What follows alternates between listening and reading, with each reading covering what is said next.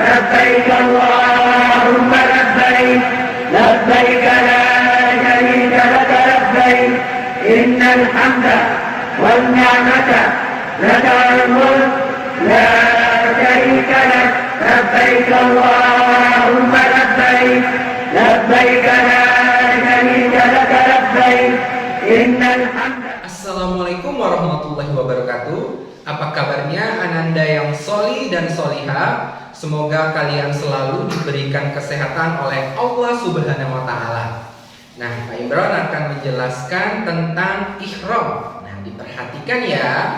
Ihram adalah tahapan pertama ibadah haji. Sebelum ihram disunahkan untuk melakukan beberapa hal seperti mandi, mencukur kumis, mencukur bulu ketiak, mencukur bulu kemaluan, memakai wangi-wangian, menyisir rambut, dan memotong kuku.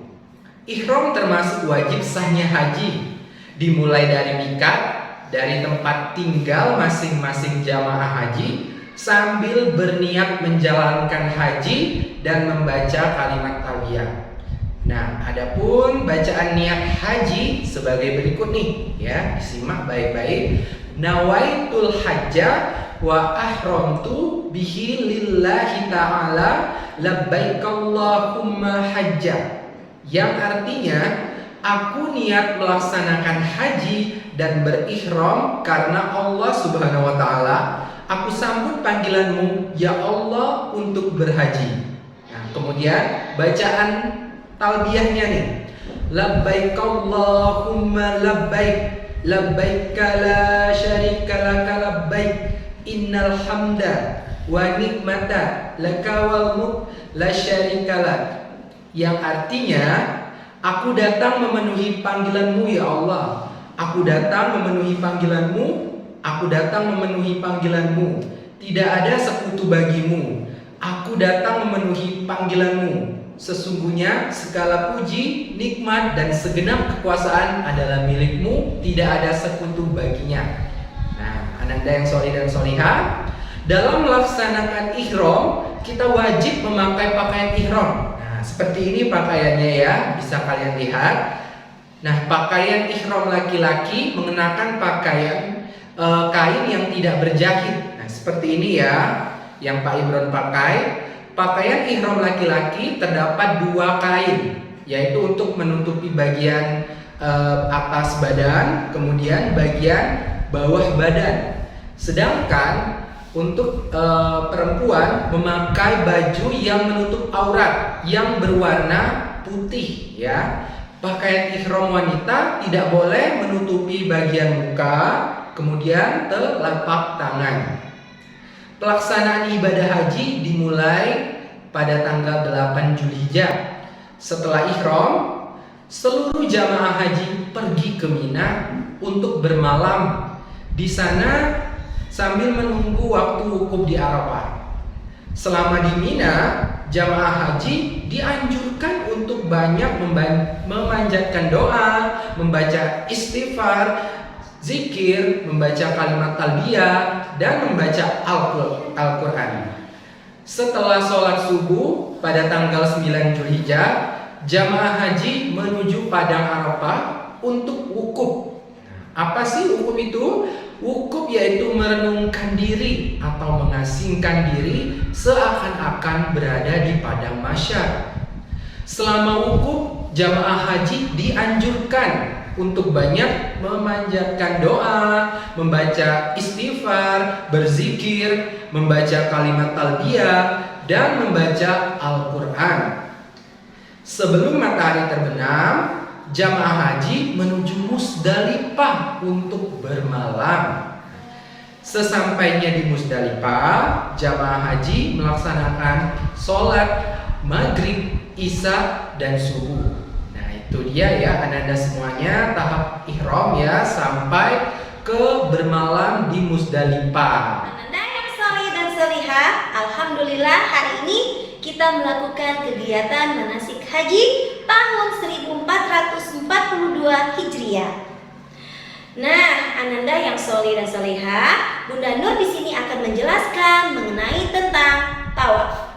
Tawaf yaitu sebanyak 7 kali putaran yang arahnya berlawanan dengan jarum jam. Kemudian di sela-sela kita berlari kecil mengelilingi Ka'bah, kita berzikir kepada Allah, membaca subhanallah walhamdulillah wala ilaha illallah wallahu akbar wala haula wala quwata illa billahil aliyyil azim. Ketika di akhir rangkaian tawaf putaran ke-7, anak-anak bunda, itu ada doanya ya nak. Nah, ketika di rukun yamani atau di batu hajar, kita membaca doa Rabbana atina fid dunya hasanah wa fil akhirati hasanah wa qina azabannar. Anak-anak bunda yang sholih dan sholihah, adapun hikmah dari kegiatan tawaf itu ada 3 ya. Yang pertama itu kita sebagai hamba Allah yang dhaif, kita mendekatkan diri kepada Allah Subhanahu wa taala. Yang kedua, itu bentuk kecintaan, ketakwaan dan kepatuhan kita kepada Allah Subhanahu wa taala. Ketiga, menjalankan sunnah Rasulullah ketika kita mencium Hajar Aswad. Baiklah ananda yang sholih dan sholihah, setelah Bunda Nur selesai menjelaskan tentang tawaf, kita akan bersama-sama menyaksikan video tentang tawaf seperti video berikut. لبيك اللهم لبيك لبيك لا شريك لك لبيك إن الحمد والنعمة لك الملك لا شريك لك لبيك اللهم لبيك لبيك لا شريك لك لبيك إن الحمد والنعمة لك الملك لا شريك لك لبيك اللهم لبيك لبيك لا شريك لك لبيك إن الحمد والنعمة لك الملك لا شريك لك لبيك الله. Baiklah anak-anak, sampai di Bunda Amal ini, Bunda Amal akan menjelaskan lempar jumroh. Lempar jumroh adalah rangkaian ibadah haji yang mana lempar batu-batu kecil atau kerikil di tempat yang sudah ditentukan, yaitu di kota Mina. Jadi sudah ada tempatnya loh untuk kita melempar jumroh. Lempar jumroh ini adalah simbol kemusuhan kita terhadap musuh kita, syaitan laknatullah. Yang mana ketika itu sejarahnya adalah Nabi Ibrahim alaihissalam ingin menyembelih putranya, yaitu Nabi Ismail. Ketika itu Nabi Ibrahim digoda oleh syaitan. Syaitan muncul di hadapan muka Nabi Ibrahim. Lalu Nabi Ibrahim mengambil batu dan melemparnya dengan mengucapkan Allahu Akbar. Yang kedua, Nabi Ibrahim pun kembali digoda oleh syaitan yang sama. Muncul kembali di hadapan Nabi Ibrahim. Lalu Nabi Ibrahim mengambil batu kerikil lalu melemparkannya ke arah syaitan itu dan mengucapkan Allahu Akbar, Allahu Akbar, Allahu Akbar. Lalu yang untuk ketiga kalinya syaitan itu pun muncul kembali dari atas, depan maupun di tanah. Lalu Nabi Ibrahim pun mengambil batu kerikil lagi dan melemparkannya ke syaitan itu dengan mengucapkan Allahu Akbar, Allahu Akbar, Allahu Akbar. Jadi lempar jumroh itu adalah rangkaian ibadah haji yang menyimbolkan permusuhan kepada syaitan.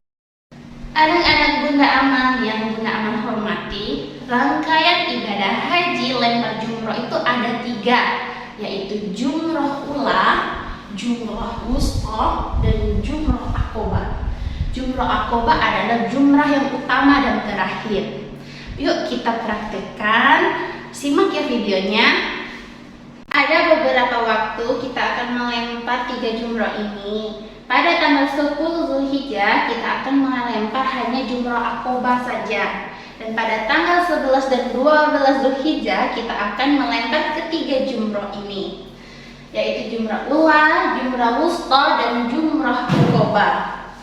Yuk kita praktekkan. Yang pertama, di sini sudah terlihat ya contohnya, ada 3 jumroh.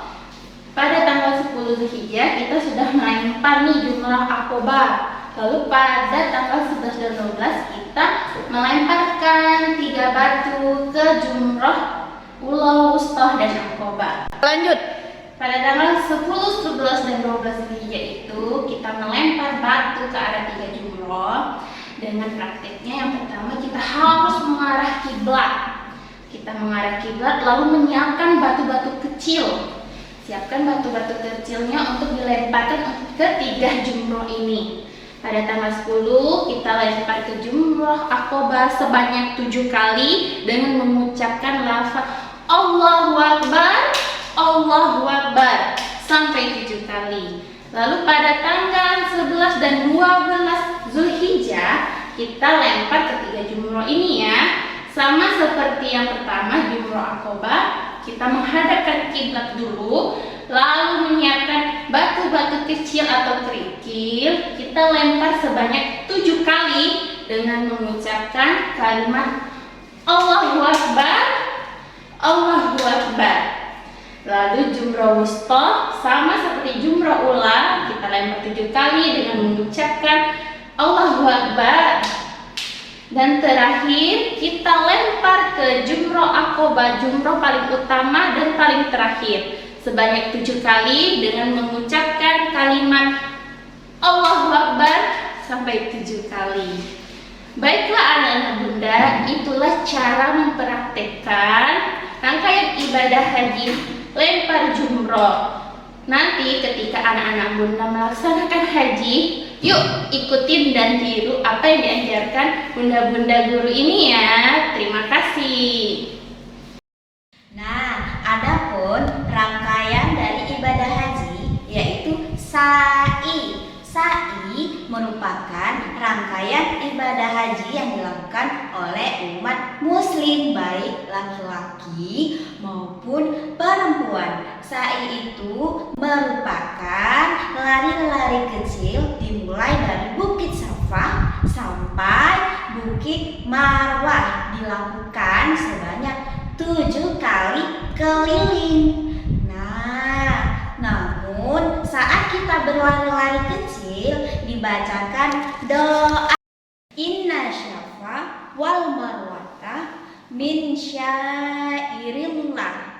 Nah, itu ya anak-anak, bacaan doa dari syai saat kita berlari-lari kecil sebanyak 7 kali. Adapun hikmah dari sa'i tersebut adalah kita mengharapkan kemudahan dan doa-doa kita agar dikabulkan oleh Allah Subhanahu wa Ta'ala. Untuk lebih lanjutnya, yuk kita saksikan video berikut ini. Inna sofa wal marwata min syairillah. Inna sofa wal marwata min syairillah. Inna sofa wal marwata min syairillah. Inna sofa wal marwata min syairillah. Assalamualaikum warahmatullahi wabarakatuh. Baiklah ananda yang soleh dan solehah, Bapak akan menjelaskan tentang rangkaian haji daripada tahallul, yang dimana pengertian daripada tahallul artinya diperbolehkan. Kenapa dikatakan diperbolehkan? Karena pada pelaksanaan haji setelah memakai ihram, maka segala sesuatu yang diharamkan di dalam haji akan diperbolehkan setelah tahallul. Nah, setelah itu Bapak akan menjelaskan rangkaian tata cara untuk pelaksanaan atau pemotongan daripada tahallul, pemotongan rambut ini. Untuk jamaah laki-laki, yaitu 3 helai rambut dipotong sampai habis setelahnya. Untuk jamaah perempuan, yaitu dipotong di ujung bagian rambut depannya. Nah, dan setelah itu Bapak akan menjelaskan doa untuk memotong rambut atau doa tahallul yang bunyinya Bismillahirrahmanirrahim. Allahumma ja'al li kulli sya'ratin nuran yaumal qiyamah.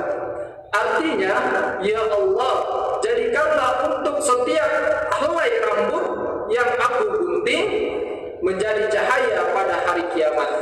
Nah, setelah itu, setelah kita potong bagian untuk laki-laki itu 3 helai rambut. Itu minimal 3 helai rambut. Nah, setelah 3 helai rambut boleh langsung dicukur habis untuk laki-laki. Nah, untuk perempuan itu dipotong di bagian ujung, di bagian depan rambut kepalanya di sini. Nah, setelah itu Bapak akan menjelaskan tentang keutamaan daripada tahallul atau pemotongan rambut ini. Yang pertama, keutamaannya adalah sebagai bentuk ketaatan kita kepada Allah dan perintah agama, juga perintah sunnah Nabi. Yang kedua, tahallul ini sebagai syiar Islam, ya, sebagai syiar Islam untuk menyempurnakan atau telah melaksanakan haji. Yang ketiga, Allah akan memberikan rahmat pada siapa saja yang telah melaksanakan tahallul. Dan yang terakhir adalah keutamaan tahallul dapat menggugurkan dosa. Nah, inilah rangkaian daripada pelaksanaan tahallul. Nah, insya Allah Ananda akan bisa melaksanakannya setelah menonton video ini. Baiklah Ananda yang soleh dan soleha, berikut adalah praktek daripada pemotongan rambut dari rangkaian tahallul. Nah, untuk jamaah laki-laki, pemotongan rambutnya yaitu 3 helai rambut dan dilanjutkan dengan pemotongan seluruhnya. Nah, kita akan mempraktekkan pemotongannya beserta dengan doanya yang sudah Bapak jelaskan sebelum tadi. Oke, kita lanjut kepada praktek. Nah, kita potong dengan 3 helai rambut dengan doa Bismillahirrahmanirrahim. Allahumma ja'al li kulli sya'ratin nuran yaumal qiyamah. Nah, itu doanya. Kita langsung potong. Nah, untuk jamaah perempuan, kita potong bagian ujung atau bagian depan daripada rambut yang ada di bagian kepala ini, yang sudah ada Bapak pegang ini. Nah, dengan doa yang sama, ya, dengan doa yang sama, dengan minimal 3 helai rambut. Oke. Dengan doanya kita potong Bismillahirrahmanirrahim. Allahumma ja'al li kulli sya'ratin nuran yaumal qiyamah. Nah, yang artinya, ya Allah, jadikanlah untuk setiap helai rambut yang kita potong ini, yang aku potong, menjadi cahaya pada hari kiamat. Terima kasih. Wassalamualaikum warahmatullahi wabarakatuh.